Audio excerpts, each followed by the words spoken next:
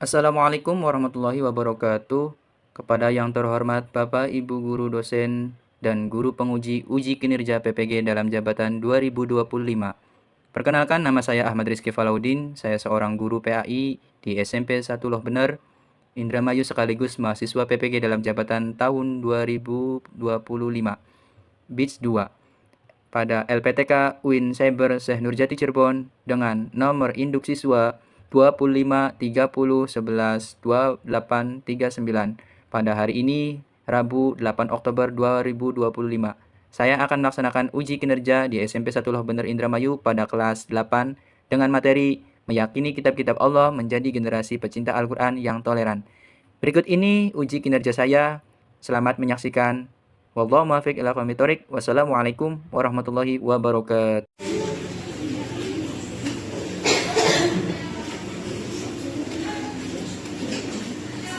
Assalamualaikum warahmatullahi wabarakatuh. Waalaikumsalam warahmatullahi wabarakatuh. Mari sama-sama kita berdoa membaca Raditu billahi robba. 1, 2, 3.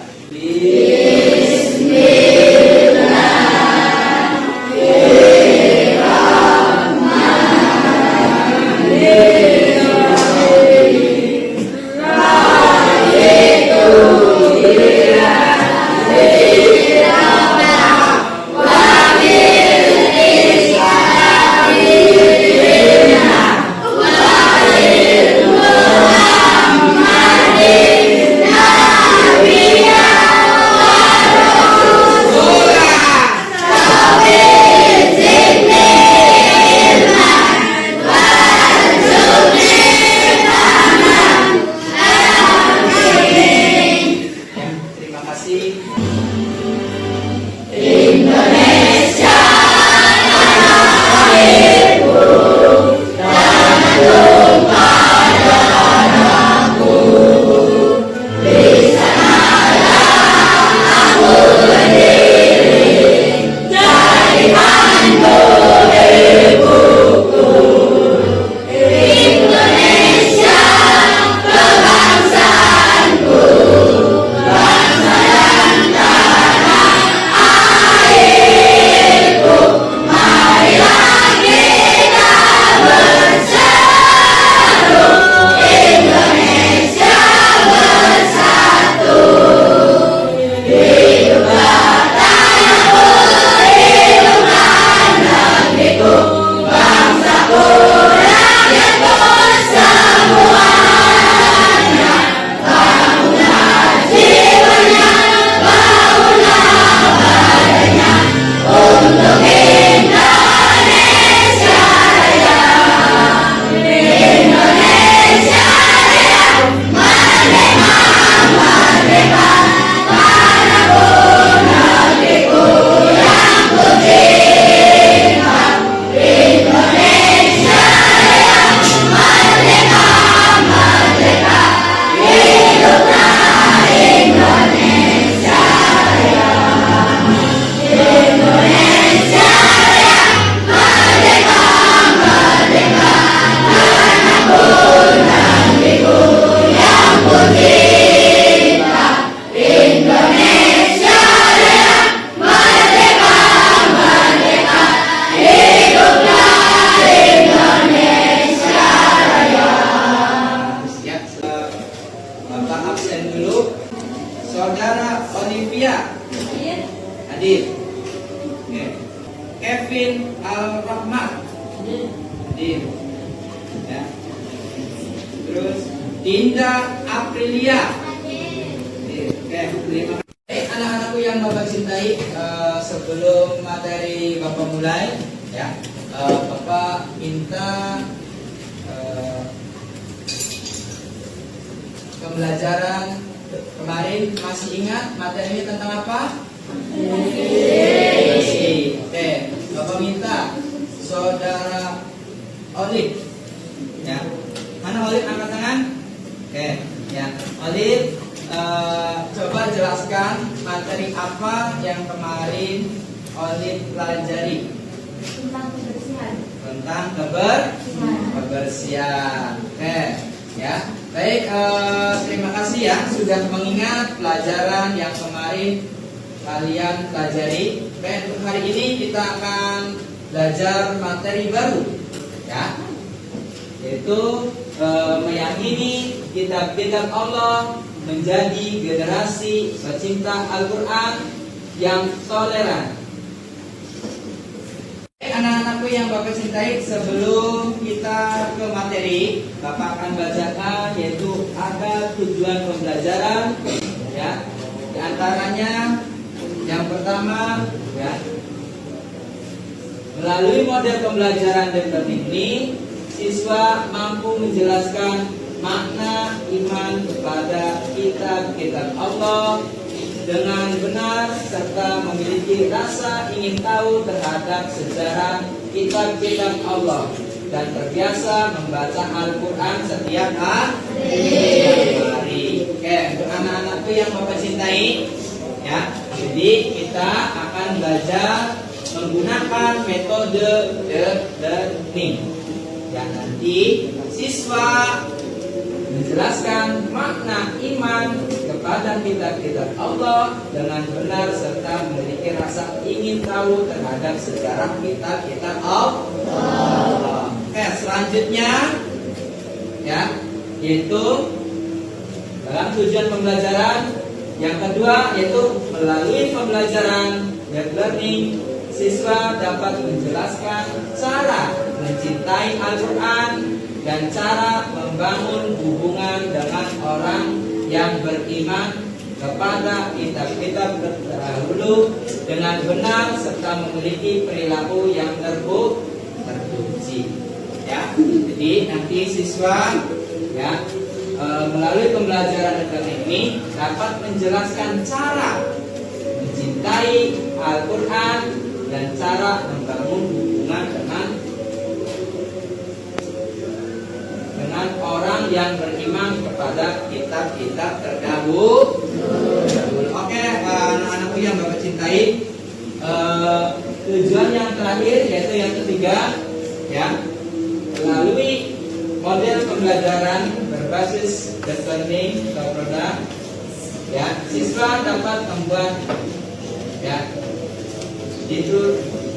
dapat membuat infografis dan diturunkannya kitab-kitab Allah kepada para nabi dan rasul dengan benar serta tumbuh sikap mencintai Al-Quran dan memiliki sikap menghargai kitab suci agama lain. Oke, dari tujuan pembelajaran tersebut, ya, adalah kata kunci untuk belajar pada materi hari ini.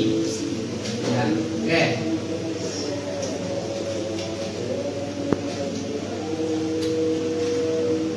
Baik, sebelum kita mulai, ya, Bapak akan bacakan dulu, ya, yaitu siswa memahami peta konsep. Apa itu peta konsep? Ya, peta konsep adalah, ya, materi yang nanti akan kita pelajari dan kita pahami. Nah, yang pertama yaitu, ya, meyakini bahwa Allah telah menurunkan kitab-kitab kepada para rasulnya, ya, untuk menjadi pecinta Al-Quran yang toleran, ya, siswa dapat meyakini bahwa Allah telah menurunkan kitab-kitab kepada para rasulnya. Yang kedua yaitu menjalani kitab-kitab Allah secara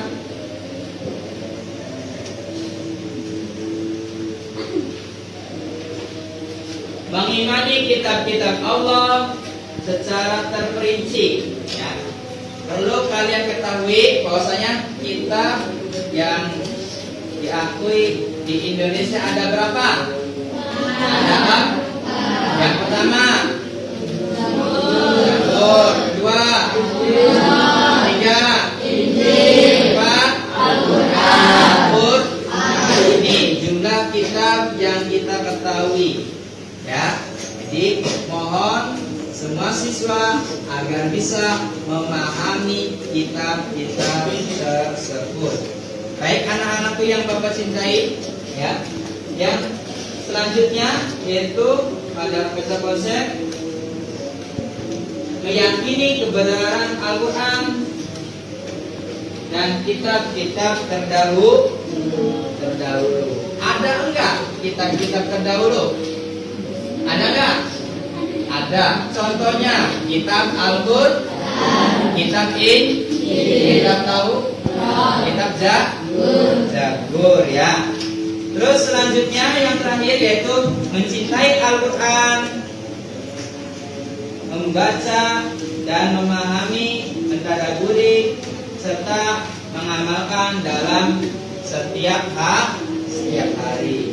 Kita sebagai ya, umat muslim ya, wajib mengamalkan membaca Al-Quran. Oke, di sini ada pertanyaan. So, yang belum paham, ya, tidak ada. Kalau tidak ada, kita lanjut ya. Anak-anakku yang Bapak cintai, untuk memahami dasar-dasar Islam yang wajib diketahui oleh kita semuanya. Yang pertama kita harus ya mengetahui tentang rukun Islam. Rukun Islam ada berapa? 5. Jadi 5. Yang pertama sholat, puasa, zakat, haji. Ya. Nah, inilah ya dasar Islam yang wajib diketahui oleh umat muslim. Ya, di antaranya itu syahadat, sholat, puasa, zakat, dan haji. Ya. Syahadat bunyinya seperti apa? Asyhadu an la ilaha illallah wa asyhadu anna Muhammadar Rasulullah. Ya. Terus selanjutnya yaitu ya yang perlu kita ketahui yaitu ada rukun iman. Rukun iman dibagi menjadi berapa? 6. Yang pertama Iman kepada Allah. yang kedua Iman kepada yang ketiga Iman kepada keempat Iman kepada Rasul. yang kelima Iman kepada yang keenam. Iman kepada Nah, yang pertama yaitu iman kepada Allah. Ya, iman kepada Allah ya bahwasanya ya Allah menciptakan seluruh alam ya dan seluruh isi bumi. Kita wajib percaya karena iman artinya percaya. Yuk kita lihat iman itu artinya apa? Ya. Pengertian iman kepada kitabullah. Ya. Pengertian iman.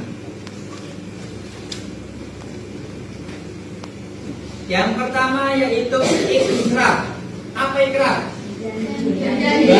Berjanji. Yang ikrar itu artinya berjanji.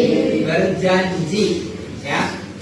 Berjanji karena sebagaimana disebutkan dalam rukun Islam ada 5. Rukun Islam yang pertama yaitu kita sebagai umat muslim ya wajib membaca 2 kalimat syahadat. Nah, disitulah ya kita sebagai umat Islam wajib membaca 2 kalimat syahadat. Ya, ikrar. Nah, setelah ikrar sudah dibacakan, ya, baru kita akan mengetahui yaitu pengakuan bahwasanya saya sudah masuk Islam. Nah, ikrar juga ya kita harus menggunakan al-qalbu. Apa al-qalbu? Hati. Ya. Jadi iman itu ya harus ada di hati. Ya.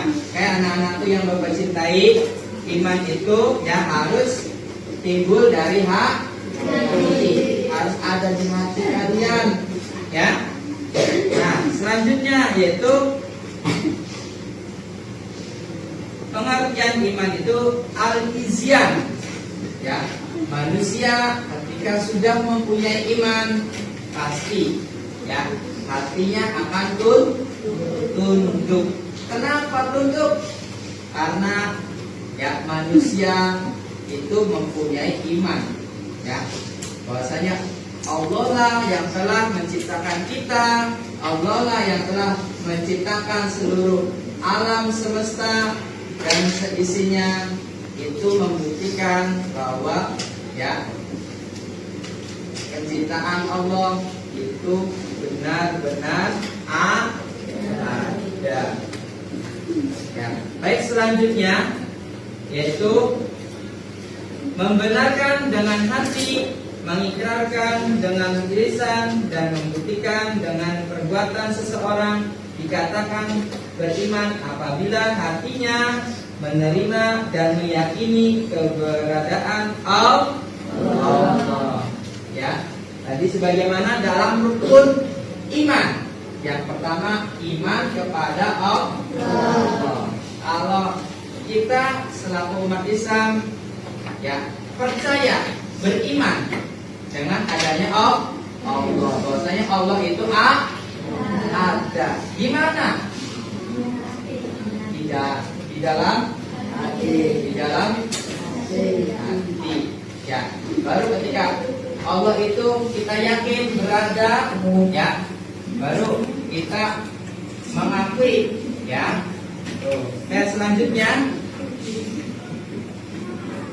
nah, iman ini ya, iman kepada Allah berarti meyakini bahwa Allah Subhanahu wa taala telah menurunkan kitab-kitabnya kepada para rasulnya agar kitab-kitabnya itu dijadikan sebagai pedoman ya, baik di dunia dan manusia agar mereka memperoleh kebahagiaan dunia dan akhirat ya. Dari kitab tersebut ya, 4 kitab tersebut sebagai pedoman ya. Anak-anak yang Bapak cintai, Bapak ada sedikit speaking ya. Semuanya tolong berdiri. Siap? Speaking dulu ya. 5, 4, 3, 2, 1.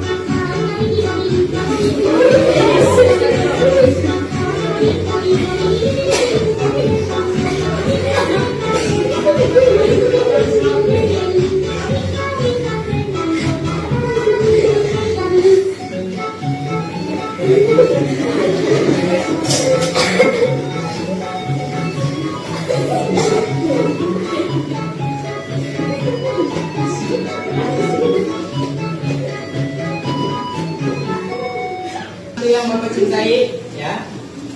Selanjutnya kita memahami tentang ismali dan tafsili. Apa itu ismali dan tafsili? Kita lihat bersama-sama, ya.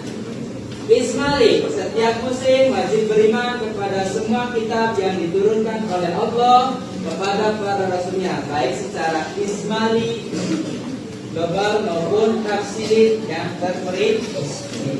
Ya, Bapak jelaskan ismali secara iman secara ismali artinya meyakini bahwa Allah telah menurunkan kitab-kitab kepada para rasul. Dan sedangkan iman secara tafsiri adalah mengimani, menjelaskan Al-Quran dan hadis yang menyebutkan kitab-kitab Allah secara terperinci. Nah, disinilah ya perbedaan antara ismali dan tafsiri yang berada dalam kitab-kitab Allah. Ya. Baik, selanjutnya ya dalil tentang kitabullah, ya.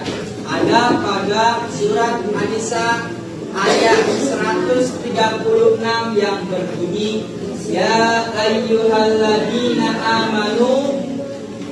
aminu billahi wa rasulihi wal kitabil ladzi nazala ala rasulihi wal kitabil ladzi anzala min qablu wa may yakfur billahi wa malaikatihi wa kutubihi wa rusulihi wal yawmil akhir faqad dhalla dhalalan ba'ida. Ya.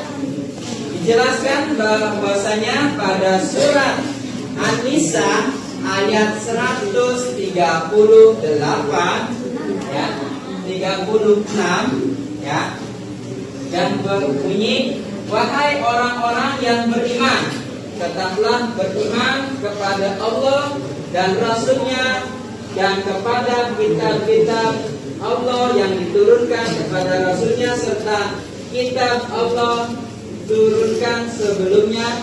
Barang siapa yang kafir kepada Allah, malaikatnya atau kitab-kitabnya dan rasul-rasulnya dan hari kemudian, maka sesungguhnya orang itu telah sesat sejauh-jauhnya. Nah, ini ya dalil Al-Quran yang menjelaskan tentang kitabullah. Baik, selanjutnya ya pengertian dan perbedaan kitab dan suhuf. Nah, pastinya siswa-siswi ya belum bisa membedakan antara kitab dan suhuf. Coba Bapak tanya, ada yang tahu nggak apa bedanya kitab dengan suhuf? Ayo, kitab dan suhuf ada yang tahu nggak perbedaannya apa?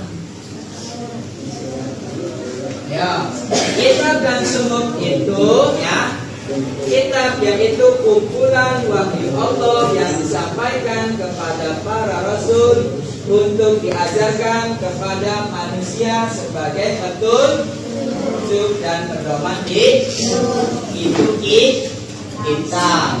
Sedangkan ya suhuf itu wahyu Allah yang disampaikan kepada rasul, tetapi masih berupa lembaran yang terpisah. Nah, ini ya yang menjadi perbedaan antara kitab dan suhuf. Ya, baik, selanjutnya apa persamaan antara kitab dan suhuf?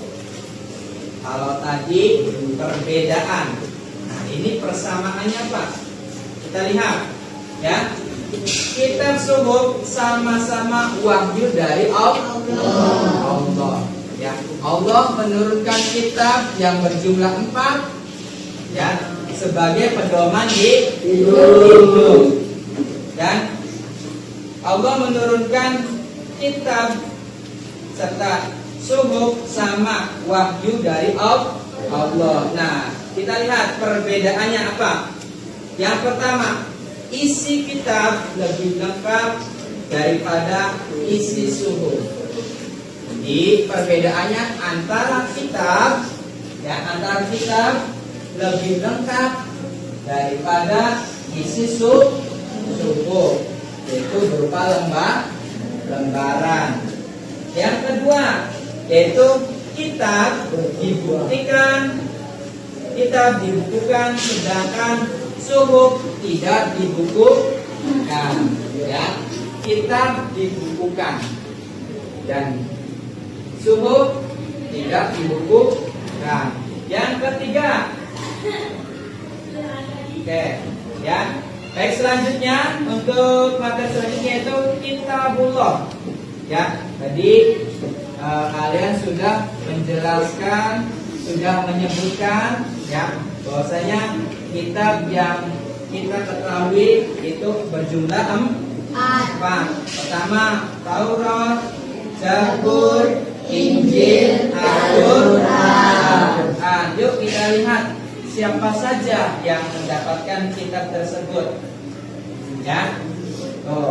Kitab Taurat diturunkan kepada Nabi Musa alaihi salam. Dan kitab Zabur yang diturunkan kepada Nabi Daud alaihi salam. Dan kitab Injil diturunkan kepada Nabi Isa alaihi salam. Dan kitab Al-Quran diturunkan kepada Nabi Muhammad sallallahu alaihi wasallam. Inilah nabi-nabi yang menerima, ya, wahyu kalamullah sebagai pedoman hidup yang nanti akan diajarkan kepada umatnya. Ya, dulu kan.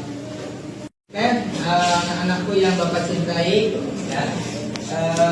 Selanjutnya kita memahami tentang suhuf Allah dibagi pada nabi-nabi yang sudah ditulis, ya. Oke, untuk suhuf. Nah, kalau tadi perbedaannya kitabullah dengan suhuf, kitab itu yang tercatat lengkap, sedangkan suhuf itu, ya, tercatat namun, ya, masih berupa potongan kertas. Nah, suhuf ini, ya, terdapat pada Nabi Idris, Nabi Sis, dan Nabi Ibrahim serta Nabi Musa. Nah, Nabi tersebut, ya, mendapatkan suhuf, yaitu berupa catatan, ya, ayat Al-Quran, ya, berupa selembar kertas yang ditulis. Oke, selanjutnya, ya, fungsi diturunkannya kitab.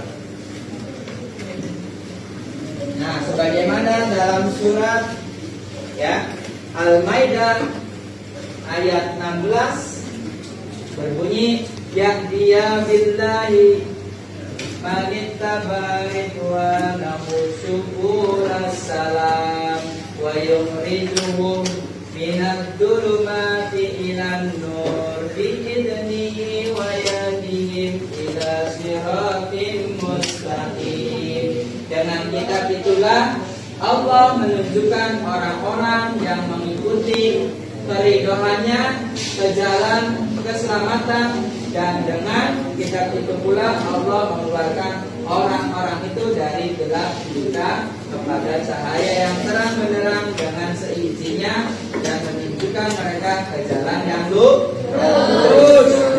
Nah, fungsi dari kitabullah yang diturunkan yang berjumlah 4 itu, ya, itu sebagai pedoman supaya manusia, ya,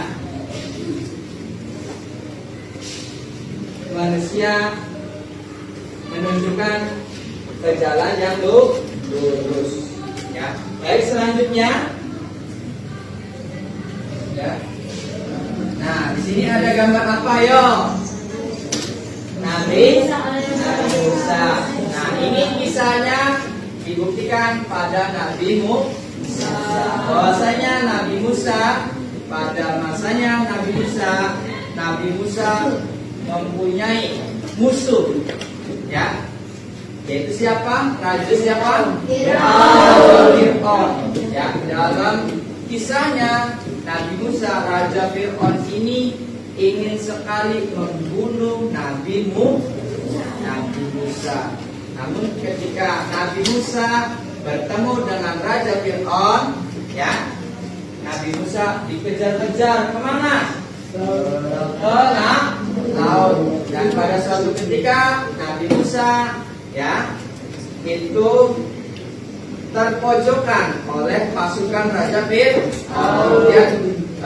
Nabi Musa itu berdoa kepada Allah, ya Allah, berikanlah jalan petunjuk agar saya selamat dari kejaran Raja Fir'aun. Akhirnya apa? Nabi Musa membelah lautan dengan tongkatnya, ya, membelah lautan menjadi jalan. Akhirnya apa? Setelah lautan sudah terbelah, baru umatnya Nabi Musa digiring, ya, menyeberangi lautan yang sudah dibelah. Setelah itu Nabi Musa, ya, sudah sampai di darat, ya. Nabi Musa, ya, melihat para pasukan Raja Fir'aun itu mengikuti, ya, Nabi Musa, ya. Ketika berada di tengah-tengah, Nabi Musa berdoa kembali, ya Allah, tutupkanlah jalan yang sudah saya lewati. Akhirnya Allah membuktikan keajaiban Allah, ya, laut kemudian tertutuplah. Maka, ya, para pasukan Raja Fir'aun akhirnya mati tenggelam, ya, dimakan air laut, ya. Nah, sini ya. Nah, kitab Taurat, ya, itu diberikan kepada Nabi Musa. Kitab Taurat adalah kitab suci yang diwahyukan kepada Nabi Musa, dan isi kitab Taurat berisi ajaran-ajaran dan hukum-hukum yang diberikan oleh Allah kepada Nabi Musa untuk disampaikan kepada Bani Israel. Ya, Bani Israel. Ya. Oke, next selanjutnya yaitu kitab Zabur. Apa itu kitab Zabur? Kitab Zabur adalah kitab suci yang diturunkan oleh Allah kepada Nabi Daud alaihissalam sebagai panduan spiritual bagi umat Bani Israel. Kitab ini berisi puji-pujian, doa, zikir, serta nasihat moral dan spiritual untuk mendekatkan diri kepada Allah. Itulah kitab Zabur. Baik, selanjutnya yaitu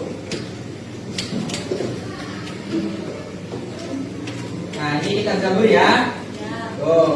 Baik, selanjutnya yaitu ada kitab Injil. Oke, kitab Injil. Ada yang tahu nggak? Kitab Injil itu kitab apa?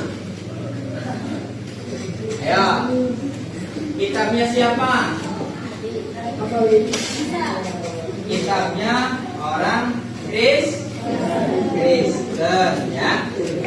Nah, kitab Injil adalah kitab suci dalam agama Kristen yang berisi ajaran dan kisah hidup Yesus Kristus serta tulisan-tulisan para pengikutnya. Kitab ini menjadi pedoman iman dan perilaku bagi umat Kristen. Ya, nah itulah kitab Injil. Ya. Nah, inilah, ya, bukti kitab Injil, ya. Dan di dalamnya itu ada kehidupan dan ajaran Yesus Kristus, sejarah gereja, dan nilai-nilai moral seperti kasih sayang dan keadilan dan kebaikan. Nah, next selanjutnya, ya, yaitu kitab Al-Qur'an. Kitab Al-Qur'an adalah kitab yang terakhir diturunkan kepada Nabi Muhammad. Al-Quran adalah kitab suci umat Islam yang berisi firman Allah yang diturunkan kepada Nabi Muhammad SAW melalui malaikat Jibril. kitab ini dianggap sebagai mukjizat terbesar Nabi Muhammad dan merupakan sumber pedoman hidup bagi umat manusia. Nah, inilah ya beberapa kitabullah yang ada dan orang-orang yang menerima wahyu kitab tersebut. Selanjutnya ya kita memahami yaitu tentang hikmah beriman kepada kitabullah.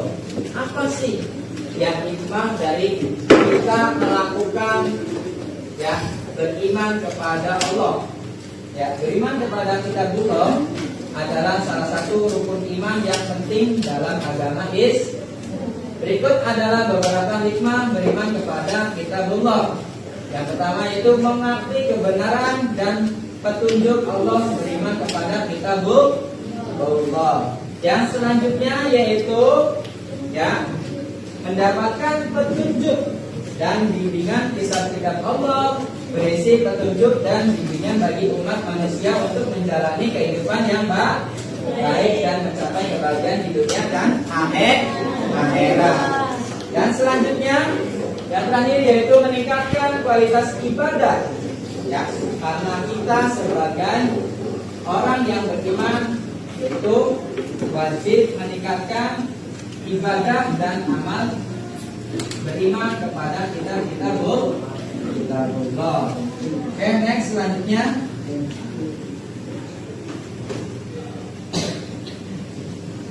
menjadi generasi pencinta Al-Quran ya. Yang pertama, pada masa Nabi Muhammad, sahabat Nabi adalah orang yang sangat mencintai Al-Quran. Nah, coba Bapak pengen tanya, sebutkan sahabat-sahabat Nabi. Ada yang tahu? Ya. Ayo. Abu Bakar. Ya. Selain Abu Bakar As-Siddiq, Umar bin Khattab. Selain Umar bin Khattab, Utsman bin Affan. Satu lagi, Ali bin Abi Thalib. Nah, itulah sahabat Nabi yang mencintai Al-Quran. Dan yang kedua itu kecintaan mereka terhadap Al-Quran dibuktikan dengan menjadikan Al-Quran sebagai teman dalam kehidupan sehari-hari. Kita sebagai siswa ya itu wajib mengamalkan dan menjadi Al-Quran sebagai teman sehari-hari. Selanjutnya next ya. Nah, di sini ada pertanyaan ya, Bapak sebelum Bapak beri pertanyaan. Baik anak-anakku yang Bapak cintai, sekarang selesai juga ya materi yang kita nanti akan ada beberapa pertanyaan untuk kalian setelah menjelaskan materi pada hari ini. Baik, tolong siapkan anak-anakku yang Bapak cintai ya, pulpen dan bukunya Bapak akan bagikan yaitu stiker note. Silakan kalian tulis jawabannya ya pada kertas ini, kemudian kalian tempelkan di dinding ya. Dipersilakan untuk siapkan dulu kertasnya dan Bapak minta perwakilannya satu kelompok satu orang. Ya, silakan maju, ayo maju. Maju. Satu kelompok satu orang. Maju.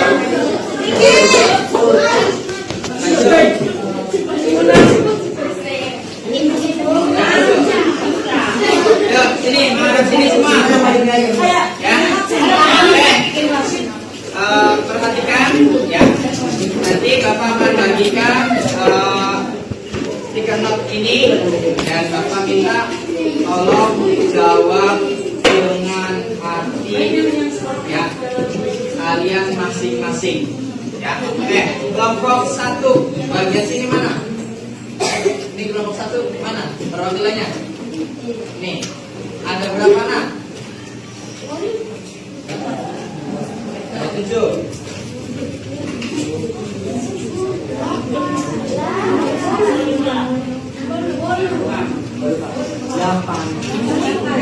silakan ditulis ya. Nanti tulisnya kalau sudah ada pertanyaan di depan. Ada berapa kelompok? Pertanyaan ada 8. Tuh.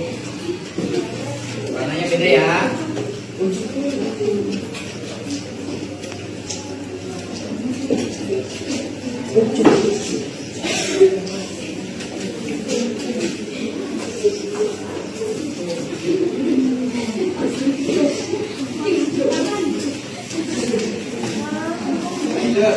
Tadi ada berapa?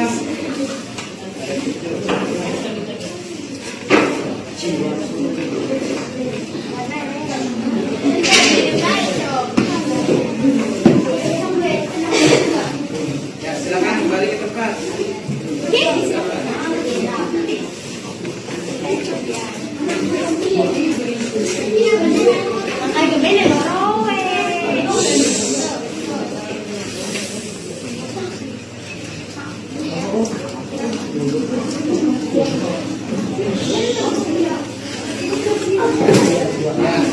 silakan duduk. Oke, sudah dibagikan semuanya.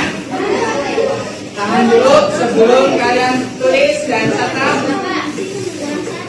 Warna 1, sini maju. Warna apa?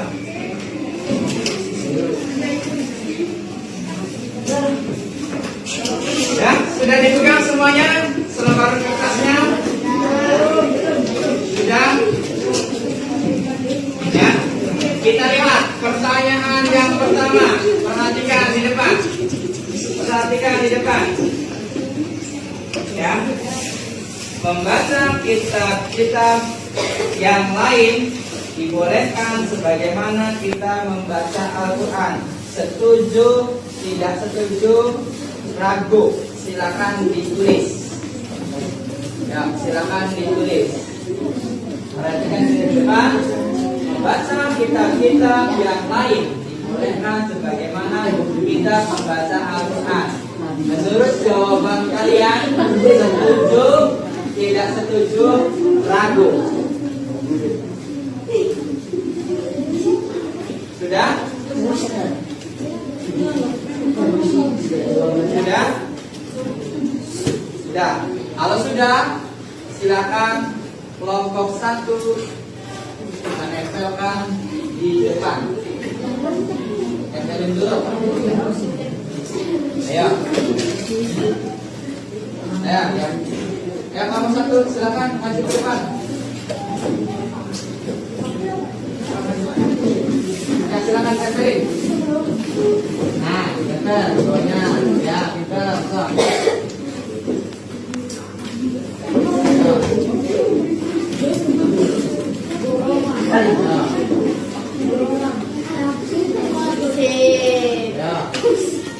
Jangan ragu, setuju. Ya,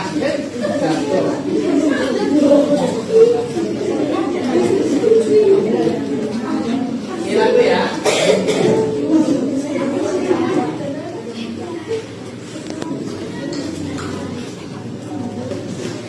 Oke, ya. Terus kelompok 2, silakan maju. Kelompok 2. Maju, diisi. Silakan. Ya, pilih setuju, tidak setuju, atau ragu dalam pertanyaan ini. Malam.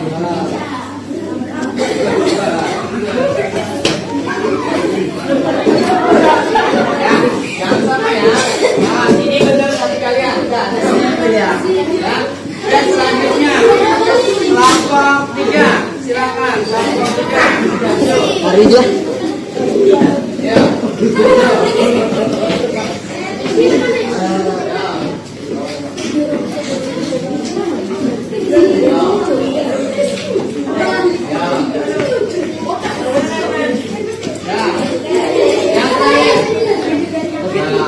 Jangan sama semua. Ya, yang lain silakan. Mantap. Maju. Ya.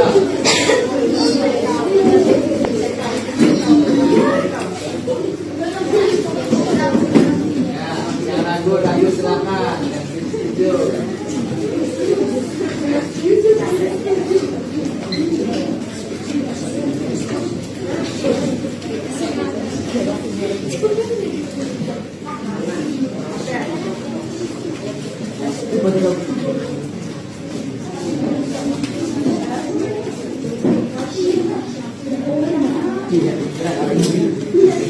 Sudah ya.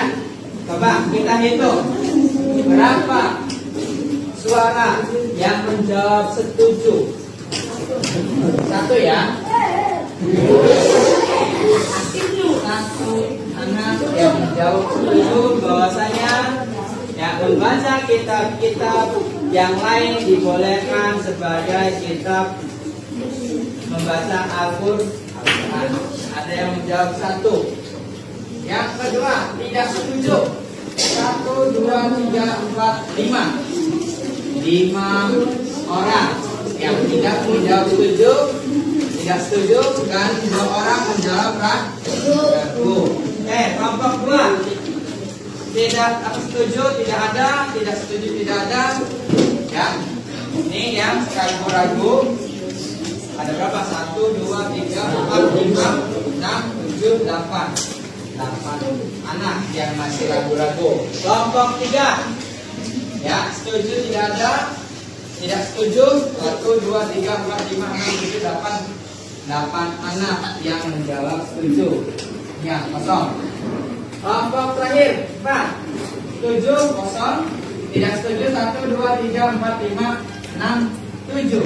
1, 2, 3, 4, 5. 5 anak yang menjawab tidak setuju dan 2 anak yang menjawab ragu. Ya, oke. Silakan untuk jawabannya. Ya, ini menurut jawaban kalian ya. Ya, itu jumlahnya ada yang setuju, tidak setuju, dan ragu. Baik, selanjutnya Bapak minta tolong sabutin semuanya. Kita 2 anak aja. Ada terus lagi. Sebelum pulang, marilah kita berdoa dimulai.